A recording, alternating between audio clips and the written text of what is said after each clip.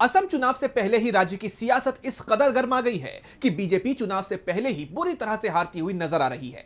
Party के कद्दावर नेता एक एक करके इस्तीफा दे रहे हैं, साथ ही ऐसी चुनौती भी दे रहे हैं जिसे बीजेपी का बड़ा डाउनफॉल माना जा रहा है। तो किन किन नेताओं ने चुनाव से पहले ही दिया बीजेपी को झटका, जानेंगे इस रिपोर्ट में। असम चुनाव के लिए बीजेपी ने जब से उम्मीदवारों की लिस्ट जारी की है, तब से ही राज्य की सियासत में बवाल मचा हुआ है और बीजेपी के लिए एक बड़ी मुसीबत खड़ी हो गई है। पार्टी के दिग्गज नेता अपनी ही पार्टी को हराने की चेतावनी देने लगे हैं। इसी कड़ी में असम बीजेपी के उपाध्यक्ष जयंत कुमार दास ने बीजेपी से इस्तीफा दे दिया है।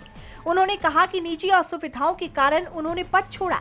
दरअसल जयंत कुमार का ये इस्तीफा दिसपुर विधानसभा क्षेत्र के पार्टी का टिकट न मिलने पर असंतोष और नाराजगी जाहिर करने के एक दिन बाद आया।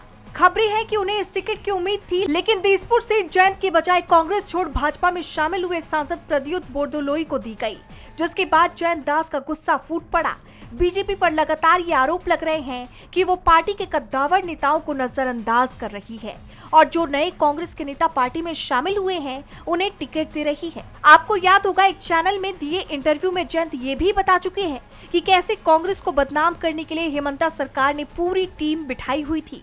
जयंत कुमार ने साफ कहा था कि असम बीजेपी मुख्यालय से 10,000 फेक सोशल मीडिया हैंडल्स चलते हैं, जो हेमंता बिस्वा शर्मा के इशारे पर विपक्षी नेताओं को गाली देते हैं।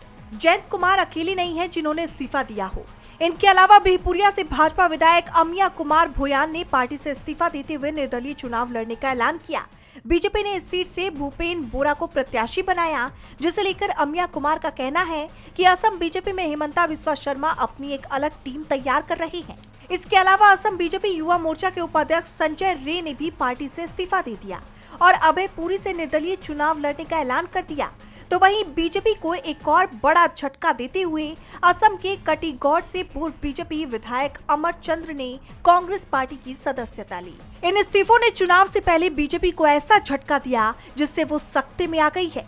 तो दूसरी तरफ इन नेताओं की चुनौतियों ने बीजेपी की टेंशन को और बढ़ा दिया है। उनका कहना है कि या तो वो निर्दलीय चुनाव लड़ेंगे या फिर कांग्रेस को जिताने के लिए जी जान लगा देंगे। जानकारों का मानना है कि बीजेपी में ऐसी उठापटक अभी और देखने को मिल सकती है, जिसे चुनाव से पहले ही बीजेपी की हार के तौर पर देखा जा रहा है। डीबी लाइव की रिपोर्ट।